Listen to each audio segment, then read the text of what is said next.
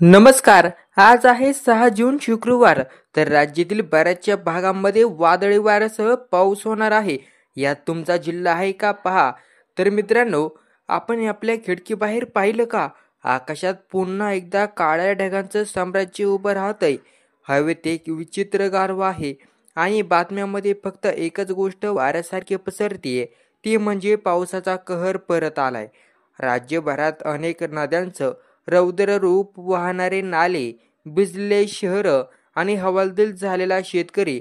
आज आपण आपल्या व्हिडिओमध्ये पाहणार आहोत की महाराष्ट्रात नक्की काय घडतंय, हवामान खात्याचं भाकीत काय सांगत आहे, कोणत्या जिल्ह्यामध्ये संकट घोंगावतंय आणि या सगळ्याचा शेवटी परिणाम होतोय तरी कोणावर. तर बघा, मागच्या दिवसात महाराष्ट्राच्या अनेक भागात पावसाने कहर केला. नद्या नाल्या दुथडी भरून वाहू लागल्या, तर काही ठिकाणी पूरस्थितीचं चित्र दिसून आलं.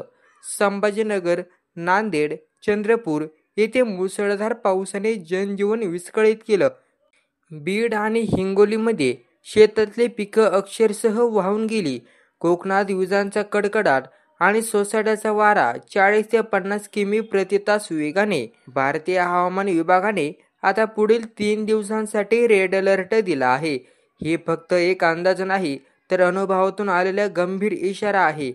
तर बघा, वादळी वारा 50 किमी प्रति तास वेग राहण्याची शक्यता आहे. सोबतच जोरदार पाऊस पडणार आहे, विजांचा कडकडाट होणार आहे आणि नागरिकांना दिलेला आहे सतर्कतेचा इशारा. 12 जिल्ह्यांना अलर्ट. बघा 12 जिल्हे कोणते आहेत.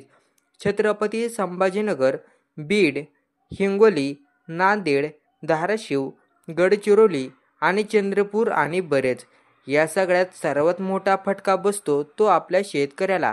त्याला मेहनतीच्या शिवारावर एक बाजूला पाणीच पाणी आणि दुसरीकडे कुठे पाऊस नसल्याने कोरडं रान.